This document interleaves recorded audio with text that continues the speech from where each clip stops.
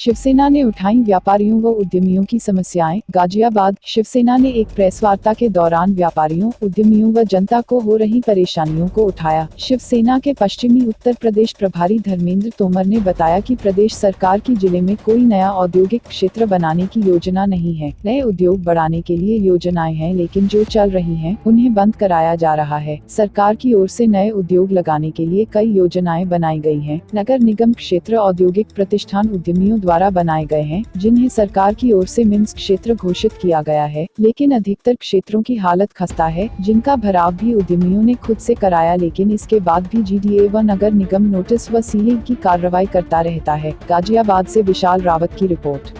विषय को लेकर आपके बीच में आए हैं क्योंकि स्थिति ये हो गई है कि अपराध पूरे प्रदेश में बढ़ रहा है। अपराध बेलगाम है। क्यों बेलगाम है? लगातार मुख्यमंत्री कहते हैं मैंने पुलिस को पूरी छूट दे रखी है। पुलिस को छूट दी है, लेकिन पुलिस ने अपराधियों को दो भागों में बांट दिया।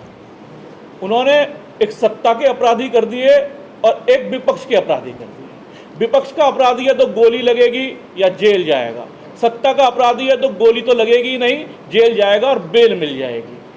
अभी आपने देखा होगा मेरठ का आसपास क्षेत्र है, लगभग करोड़ों रुपए की अवैध एनसीईआरटी की किताबें पकड़ी गईं, लेकिन अभी तक भी आरोपी गिरफ्तार नहीं हुआ। महीने भर से ऊपर की घटना हो गई, क्योंकि आरोपी जो है भाजपा का महानगर उपाध्यक्ष था।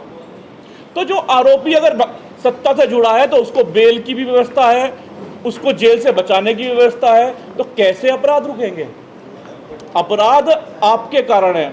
अपराधी अपराधी होता है, चाहे वो सत्ता का हो चाहे विपक्ष का हो। गोली सबके लगनी चाहिए, जेल सब जाने चाहिए, बेल किसी को नहीं मिलनी चाहिए। ये देखना सरकार का काम है। सरकार यहाँ पर भेदभाव कर रही है। यही कारण है कि साधु संतों की हत्याएं नहीं रुक रही उत्तर प्रदेश के अंदर। जब महाराष्ट्र में माननीय मुख्यमंत्री उद्धव साहब ठाकरे गद्दी पर बैठे तो उन्हें लगभग 6 महीने भी नहीं हुए थे और पालघर की घटना घट गई थी, लेकिन उन्होंने पालघर के आरोपियों पर इतनी सख्त कार्रवाई की कि दूसरी कोई घटना पूरे महाराष्ट्र में हो नहीं पाई। लेकिन उत्तर प्रदेश लगभग 2 सालों से 21 साधु संतों की हत्याएं हो चुकी हैं और इतने ही साधु संतों पर जानलेवा हमले हो चुके हैं। तो 307 और 302 में साधु संत की कबरगाह उत्तर प्रदेश बन गया है, लेकिन हमारे मुख्यमंत्री जी बिल्कुल भी ध्यान इस ओर नहीं दे रहे हैं। उनको संज्ञान देने के लिए लगातार शिवसेना संज्ञान दे रही है, लगातार ज्ञापन दे रही है कि साधु संतों की हत्या करने वालों पर रासुका लगाओ। जब तक आप सख्त कार्रवाई नहीं करेंगे, साधु संतों की हत्याएं उत्तर प्रदेश में रुकने वाली नहीं है। पहला बिंदु ये था। दूसरा बिंदु जनसंख्या नियंत्रण को लेकर हम आपके बीच में आए हैं। जनसंख्या नियंत्रण हमारे जो सांसद रहे हैं शिवसेना के, वो पिछले सरकार में भी व्यक्तिगत बिल जनसंख्या को लेकर लाते रहे हैं, लेकिन सरकार पर अभी भी कानों पर जू नहीं रेंग रही है। हम चाहते हैं सरकार, केंद्र सरकार शीघ्र से शीघ्र जनसंख्या नियंत्रण का कानून लेकर आए। शिवसेना उसका समर्थन करेगी। साथ ही फारूक अब्दुल्ला जी का एक बयान आया चीन के समर्थन में। ऐसे राष्ट्रद्रोहियों को तुरंत सरकार जेल में डाले। ये राष्ट्रद्रोह का मामला है। राष्ट्रद्रोही कोई भी हो, वो बाहर नहीं होना चाहिए, वो जेल में होना चाहिए, उसकी बेल की भी व्यवस्था नहीं होनी चाहिए।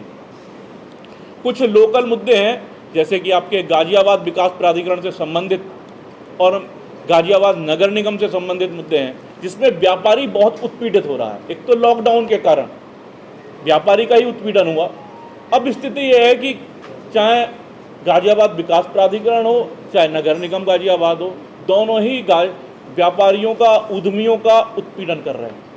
हम ये भी संज्ञान में देना चाहते हैं, गाजियाबाद विकास प्राधिकरण और नगर निगम उद्यमियों को और व्यापारियों को बैठाकर मीटिंग करे, चर्चा करे, उनकी समस्याएं सुने और उनकी समस्याओं का हल करे।